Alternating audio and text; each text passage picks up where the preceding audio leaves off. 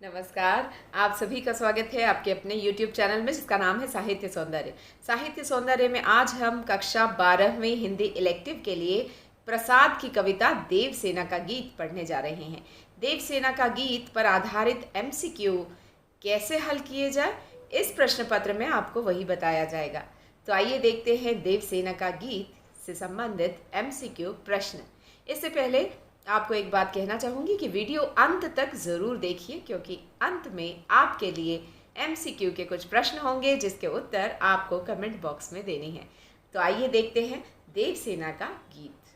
प्रश्न क्रमांक 1, देवसेना का गीत प्रसाद के किस नाटक से लिया गया है? चंद्रगुप्त नहीं, मौर्यगुप्त नहीं, देवसेना नहीं, स्कंदगुप्त सही उत्तर है। स्कंदगुप्त देवसेना का प्रेमी है। इससे आपको याद रखना है कि नाटक का नाम स्कंदगुप्त है। अब आते हैं प्रश्न क्रमांक 2 पर। देवसेना की जीवन रूपी यात्रा पर कौन अंगड़ाई ले रहा था? अनंत नहीं, देवसेना खुद नहीं, स्कंदगुप्त नहीं, नीरवता मतलब अकेलापन। अकेलापन उसके जीवन रूपी यात्रा पर अनंत अंगड़ाई ले रहा था, मतलब जीवन में समय समय पर उसे अकेलेपन का सामना करना पड़ रहा था। पहले भाइयों से जुदाई, लड़ाई में भाइयों की मृत्यु, उसके बाद जिससे वह प्रेम करती थी उससे भी उसका बिछुड़ जाना, अर्थात जीवन के हर पग में नीरवता, अकेलापन उसके बराबर साथ था। प्रश्न क्रमांक 3, देवसेना के जीवन में विहाग की तान किसने उठाई? विहाग की तान अर्थात प्रेम का गीत किसने छेड़ दिया उसके जीवन में? जब वो एकांत में शांत जीवन जी रही थी, उस वक्त अचानक उसके जीवन में आकर किसने खलबली मचा दी? चंद्रगुप्त ने नहीं, पथिक ने सही है। पथिक ने सही है, किंतु हम अगला भी विकल्प देख लेते हैं। विपिन ने अर्थात जंगल ने नहीं, स्कंदगुप्त ने, ये भी सही है। तो पथिक सही है, लेकिन स्कंदगुप्त ज्यादा सही है, क्योंकि प्रश्न 5, देवसेना आशा को बावली क्यों कहती है? आशा बावली है, आशा कोई स्त्री नहीं है। आशा देवसेना की सहेली है नहीं।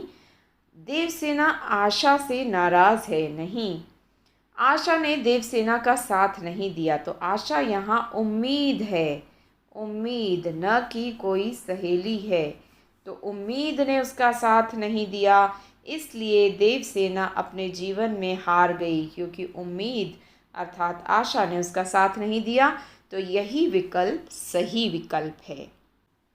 चढ़कर मेरे जीवन रथ पर, प्रलय चल रहा अपने पथ पर, पंक्ति में किसका मानवीकरण किया गया है? इसे देखने के लिए आपको पंक्ति पढ़नी पड़ेगी। चढ़कर मेरे जीवन रथ पर, प्रलय चल रहा अपने पथ पर। तो प्रलय चल नहीं सकता, किंतु प्रलय को मनुष्य के तुल्य देखा गया है, इसलिए इस पंक्ति में प्रलय का मानवीकरण किया गया है। देवसेना तो ऑलरेडी मनुष्य है, तो स्कंदगुप्त भी मनुष्य है, चंद्रगुप्त भी मनुष्य है। तो प्रलय जो है वो मनुष्य नहीं है, एक भाव है जिसका मानवीकरण किया गया है। इसलिए प्रलय मतलब डिजास्टर, इसलिए यहाँ पर मानवीकरण हुआ है प्रलय का।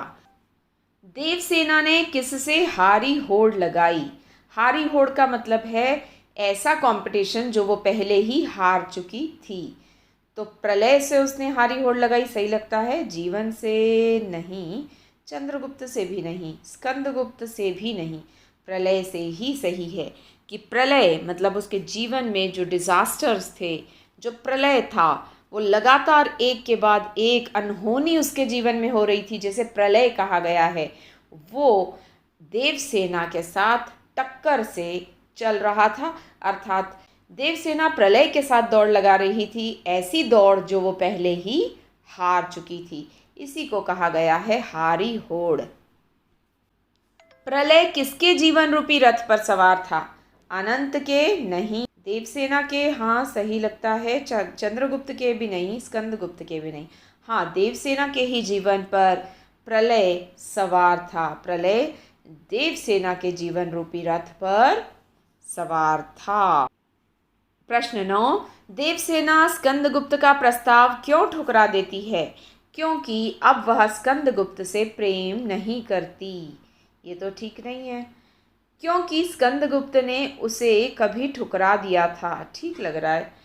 क्योंकि देवसेना ने महादेवी की समाधि परिष्कृत कर ली है, अर्थात उसने संन्यास ले लिया है एक तरह से, ये भी सही है।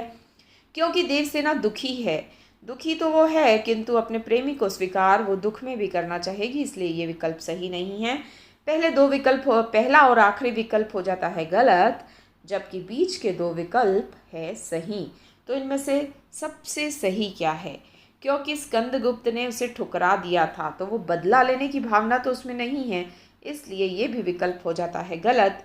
और महादेवी की समाधि परिष्कृत कर ली, अर्थात उसने जीवन से संन्यास ले लिया था। सन्यासिनी के लिए किसी के प्रेम प्रस्ताव को स्वीकार करना उचित नहीं दिखाई देता, इसलिए यही ग विकल्प यहाँ पर सही होगा। मैंने हारी होड़ लगाई पंक्ति का अर्थ क्या है? हारी होड़ का क्या अर्थ है? प्रतिस्पर्धा की ठीक लगती है। उस प्रतिस्पर्धा में दौड़ लगाई जो मैं पहले ही हार चुकी थी, ये ज़्यादा सही लगता है। हार गई सही है, पर उतना नहीं। होड़ लगाई मतलब प्रतिस्पर्धा की, कंपटीशन किया, ये भी सही है। तो इसके चारों विकल्प सही है, किंतु हम देखते हैं कि ये है 50% सही,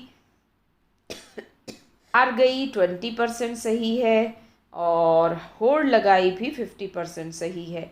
तो ये होता है 100% सही। तो यही विकल्प हम देखेंगे कि उसने ऐसी स्पर्धा लगाई जो वह पहले ही हार चुकी थी। प्रश्न क्रमांक 11 आपके लिए है कि देवसेना की हार या निराशा के क्या कारण हैं? उसकी नकारात्मक सोच, स्कंदगुप्त, प्रलय या जीवन के कष्ट। आपको देखना है इसका उत्तर सही क्या है और कमेंट बॉक्स में उस उत्तर को अवश्य लिखिए।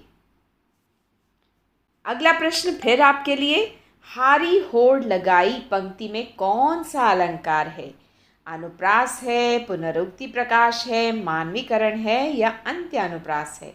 कौन सा अलंकार है यह आपको पहचान कर कमेंट बॉक्स में लिखना है। तो अगले वीडियो में फिर मिलते हैं, तब तक के लिए गुड बाय, नमस्कार।